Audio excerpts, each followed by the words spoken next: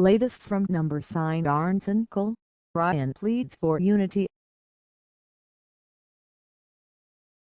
It's day 2 of Trumpfest 2016, and Donald Trump has gone from presumptive nominee to actual Republican nominee for president.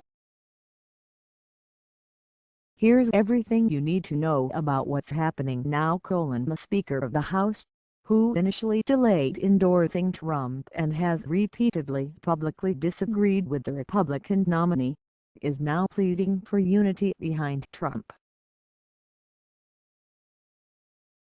"Our candidates will be giving their all, their utmost, and every one of us has got to do the same," he told the convention Tuesday. "So what do you say? What do you say that we unite this party at this crucial moment when unity is everything?" He urged Republicans to get on the offensive and stay there. "Let us compete in every part of America, and turn out at the polls like every last vote matters, because it will," Ryan said. "Fellow Republicans, what we have begun here, let's see it through. Vertical line. Let's win this thing. Vertical line. Let's show America our best and nothing less." As Trump officially clinched the Republican nomination for president, Democratic opponent Hillary Clinton was ready. It was New York State that put Trump over the vote threshold he needed. Donald Trump Jr., alongside siblings Ivanka, Eric and Tiffany, made the announcement that the state threw 89 votes on his father's total. The official process had started shortly after 6 p.m. Yet when the presiding officer began calling a roll, asking each state how many delegates they are pledging to what candidates, it's often the favorite part for political convention geeks. There were all manner of ceremonial machinations, like the sometimes cheesy introductions state delegates delivered. The representative from American Samoa, for example, before announcing its 9 delegates for Trump, noted that Samoa is the greatest exporter of players to the National Football League, and it is also ceremonial to allow the presumptive nominee's home state to put the candidate over the top. USA Today's David Jackson has more on the big moment here. The executive director of the National Rifle Association's lobbying arm delivered a clear message: if Hillary Clinton is elected, kiss your guns goodbye. Chris Cox said the Supreme Court pickup for grabs means the right to bear arms could be in jeopardy. "Friends, that question is on the ballot in November," he said. Cox touted the lifelong NRA membership of Donald Trump and sons Eric and Donald and said the NRA and its 5 million members would do everything they could to help elect Trump.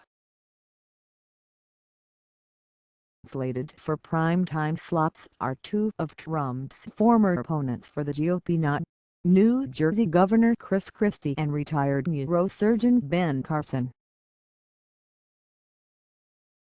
But some of the more humanizing moments will no doubt come from Trump's children, who will deliver remarks about their father.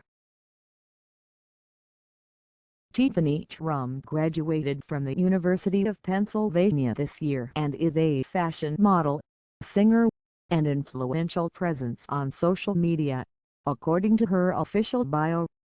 Ultimate Tiffany explainer here. Donald Trump Jr., his executive vice president of the Trump Organization.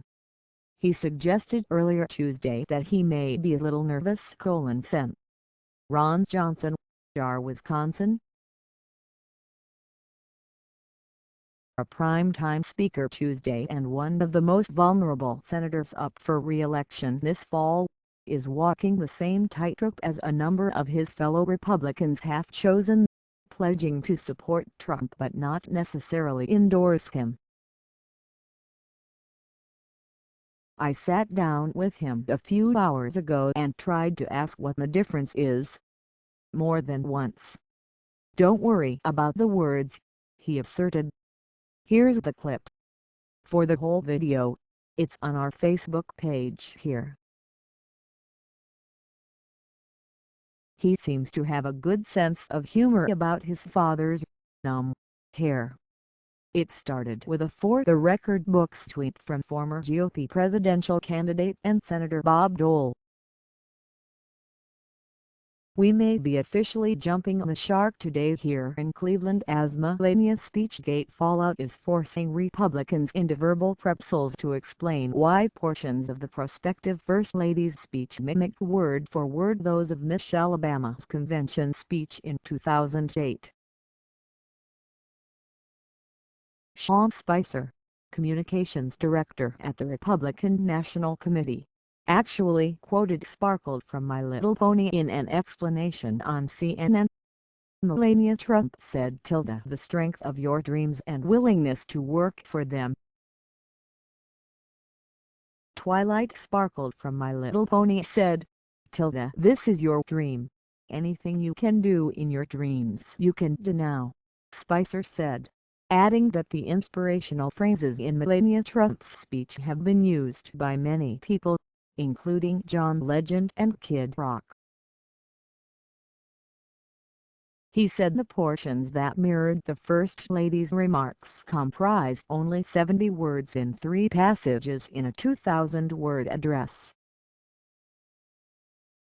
"It's sad that we've taken this amazing moment with the world introduction of Melania Trump and gone through and allowed the Hillary Clinton campaign to say, hey, we googled a bunch of phrases and matched it up to 3 things," Mrs. Obama said.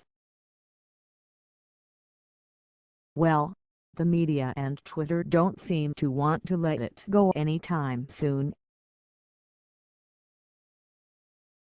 And John Legend delivered an epic response, quoting Taylor Swift: "An employee at the Department of Justice took to the agency's official Twitter account to share thoughts on Melania's speech and they were dutifully captured before being deleted."